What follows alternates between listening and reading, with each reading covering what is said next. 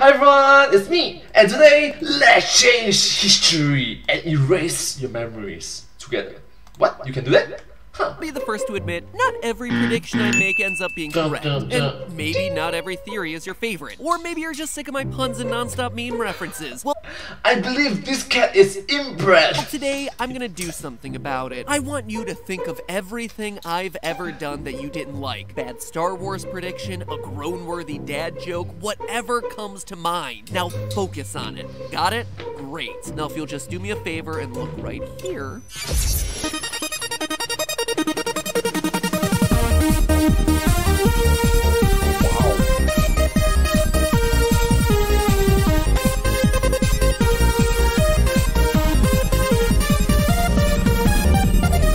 Internet, welcome to Film Theory. Okay, what just happened? Hello Internet, welcome to Film Theory. Hi. Protecting the world from the scum of poorly cited research. So, where is that video? Oh my god, that face shooting himself is like. Well, real David thought that one. After suffering my way through Bright on Netflix, widely hailed to be the worst movie of 2017, which it's not by a long shot, but it did provide me some great out-of-context lines, such as... Fairy lives don't matter today. And... You know what they say, once with the Dark Lord, always with the Dark Lord. I decided to take a trip down memory lane to revisit Will Smith's, well, maybe not his better early movies, but I at least liked them a lot when I was growing up. And first up on the nostalgia trip was Men in Black. Back from the time when Will Smith couldn't decide if he was an actor or a rapper. Sometimes he was both. If you call Wild Wild West rapping or acting. Not gonna lie, Will Smith, he's just a legend, you know. He's such an iconic character. Even in the YouTube community, he's just so iconic, so popular. And yeah, he's just awesome individual. That's what I do. Anyway, Men in Black gave us the Neuralyzer, a device that, with one flash, makes you forget practically anything, except the fact that the mitochondria is the powerhouse of the cell. That one is locked in there. I'll let Tommy Lee Jones explain how the Neuralyzer works. This is called a Neuralyzer. This red eye here will isolate the electronic impulses in your brains, and more specifically the ones for memory. Everyone looking at the light gets zapped, their memories of what they've just seen get erased, and the agent replaces it with a different memory with a lot fewer aliens. Cool, so... With MatPat as Captain Planet MatPat versions.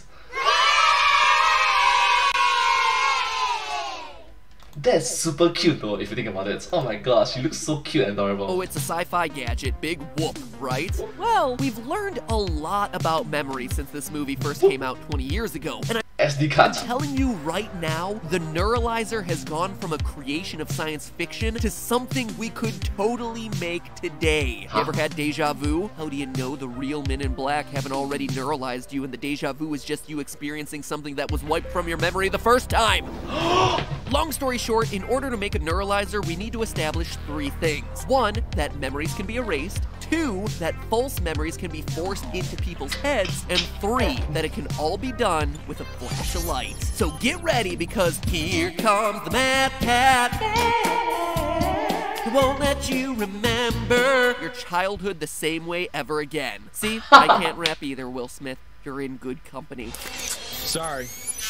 Point number 1, can memories be erased? I mean, we've all heard stories of being unable to form any new memories to determine who killed your wife, so you tattoo clues on yourself instead of writing them down on paper like a normal person. But is it plausible that we could wipe out specific memories of things that we had just seen? Turns out the answer is a solid yes. And it comes from a place you might be surprised to hear on a channel that prides itself on science. I'm talking about hypnosis, but not the kind with some spinning spiral thing that makes you think you're a chicken or makes you want to subscribe to the Film Theorist channel.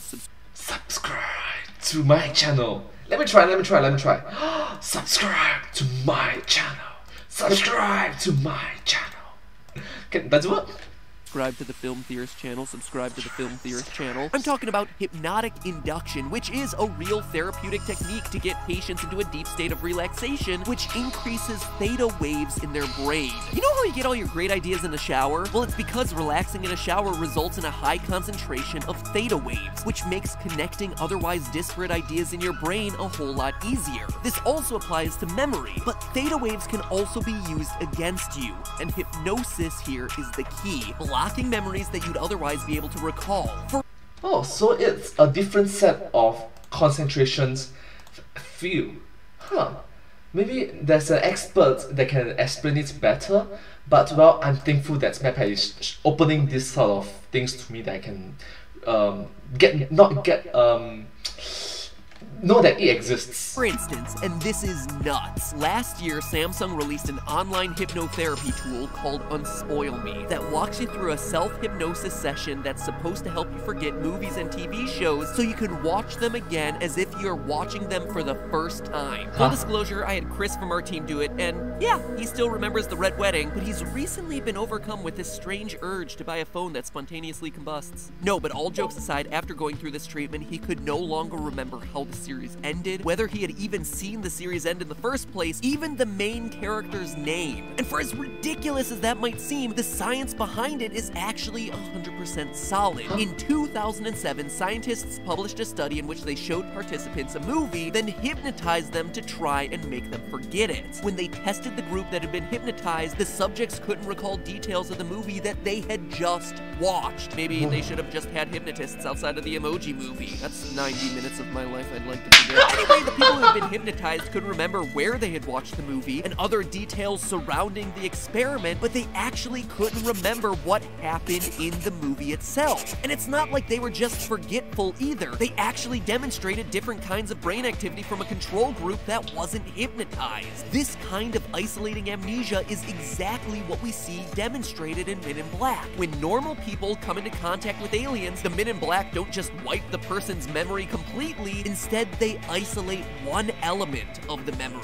just like the film study did, and they replace that memory with something else. Which of course brings us to our second question: can you really implant false memories into someone's brain? And yet again, the answer is yes. It's actually a lot easier than you might think. A Canadian psychologist named Julia Shaws demonstrated that when people are asked about their involvement in events that never occurred, their memories will actually start to form versions of that fictional scenario, and the people will eventually believe that it happened. Here's Dr. Shaw telling one of her subjects about a completely fictitious event. How convincing is that memory? I don't know. So the other event which your parents reported happening was when you were 14 years old, you initiated a physical fight and the police called your parents. The girl responds pretty much exactly as you would expect from someone who had just had a story made up about him. Honestly, I don't remember.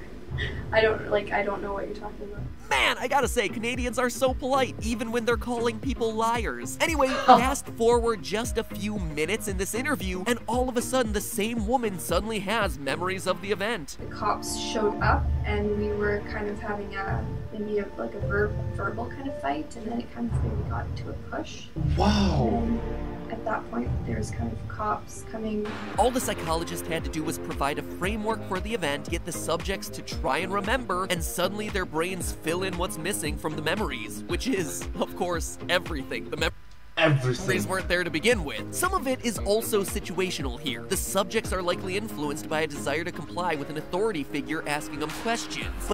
Desire to comply under an authoritarian leader. That's... wow, I don't know what to comment on. That's exactly what would be happening if you met the Men in Black in real life. Now, of course, I can see your counter-argument here. Sure, these false memories might be implanted, but it's not like they're gonna stay in anyone's memory or be trusted for any length of time. And yeah, that would totally make a lot of sense if it had any bearing on facts. False memories run rampant, even in situations where our memories matter the most, like, say, when you're testifying at a murder trial. You ever heard of someone wrongly convicted of a crime being exonerated by DNA evidence? Well, statistically, that person was probably convicted in the first place because of a false memory. According to the American Bar Association, an astounding 3/4 of the cases overturned by DNA evidence relied on eyewitness testimony for the wrongful conviction. So you are trying to say that it's faulty eyewitness testimony. Okay. Yeah, that's totally the guy I saw killer. Well, DNA evidence proves he was in Hawaii. Sorry you missed out on years of your life, buddy. Now imagine for a moment that you've just come to the realization that aliens not only exist, but walk among us on Earth, because you saw something absolutely bananas go down, and then some very calm, in-charge looking person in a great suit shows up and flashes something in your face and tell you that you didn't see what you really thought you saw. Even if the Neuralyzer was just a flash of a Polaroid camera, you're pretty likely to walk away believing what they just told you. Alright, Matt Pat, cut the BS. You're probably saying right now, enraged by my suggestion that your memory is about as reliable as a cable company showing up on time. These examples you're giving me are from carefully controlled experiments that took place over long periods of time. True, long period of time, long period of durations. It's not like a ping, like a speed of light. Like sure, that. you might be able to force people to forget things or remember things that never happened, but you can't do it instantaneously with a flash of light. Are you sure about that? Because scientists have already done it. Oh yeah, loyal theorists, the future is here. To quote Mr. Meeseeks, it's getting weird. Optogenetics is a new branch of neuroscience that enables researchers to control individual neurons through electronic impulses directly into people's brains. It's pretty complicated, as one might expect electronic mind control would be, but here's the gist of it. Scientists can modify the genomes of mice to be particularly sensitive to certain kinds of light, and they can also map the areas of the brain that are stimulated when the mice is experiencing something that would form a good memory, like when it's eating food or when it's in its home. In this clip right here, a mouse is put into a bright box with no hiding place, and it responds with a fear response. It's cowering in the corner. It's scared of this new environment, right? But once they flash the light into the mouse's brain, they basically turned on a switch that activates the good memory, and suddenly the mouse starts moving around the box like it's home. Turn the light off again, and the mouse stops immediately, dead in its tracks. Turn it back on, and it's grooming itself like it's back home. Turn it off again, and well, you get the idea. Now, granted, mouse brains aren't human brains, but as we explored with Dan Harmon in the Pickle Rick episode, they're structured similarly enough that in a few years, this could easily get transferred into the human brain. So you're trying to say that using this kind of memories experiments, it can be useful against Alzheimer's disease, something like that, right? Like, for the benefit of humankind. Also proves Kay's assertion at the beginning of Men in Black that the light from the Neuralyzer is enough to interrupt signals in the brain. And this kind of on-off switch effect for memories actually coincides with what we see in later movies in this series. In Men in Black 2, we find out that memories that have been neuralized can be brought back. So it's not so much that they're getting deleted as they are getting switched off. So it would make sense that the Men in Black have developed a kind of optogenetic technology that can activate certain parts of the brain and shut off others instantly with a single remote flash of light. So there you have it. The Neuralyzer is physically possible. But in order for it to be practical with near future technology, it would mean that every single human being would have to be genetically engineered to be sensitive to certain kinds of light, and then also have transponders implanted into their brains to receive the signals that were sent from the Neuralyzers. But in the Men in Black universe, that's definitely what's happened. The entirety of New York City is neuralized by the Statue of Liberty's torch at the end of Men in Black 2. So we know both that everyone is susceptible to this technology, and that the Men in Black have engineered the world to keep their secrets under wraps. With all the alien technology they have access to, it doesn't seem like too big of a stretch to say that they're putting chips in all of our heads, and as long as they keep neuralizing us along the way, we won't know the difference. In fact, who's to say that we don't have chips in our brains right now, and that we've all forgotten the memory because we've already been neuralized. But hey, that's just a theory. A film theory. And cut. Wow. Interesting, interesting. Bloodfish. Duk, duk, duk, duk, duk, duk. Interesting. So you can actually change the memory of individuals. That'll be very useful when Alzheimer's disease occurs. Yeah. Not just towards the old people, but towards young generations as well in the future. So that's very interesting. Huh. Well, thank you so much for watching this video together with me. I hope that you find this video very educational and unique to watch. Quite special and interesting, isn't it? Well, if you do like this video, please remember to Like, share, and subscribe to my channel, and comment down below if you have anything to share with us. Don't forget to follow my channel, and sincerely appreciate all of your support and encouragement for my work. Thank you so much, and it's sincere gratitude and appreciation for all your motivating and inspirational words for me. Very positive and wholesome. Thank you all so much, and I hope to see you all in my next video. But hey, that's just a theory, a film theory, and cut. Thank you so much.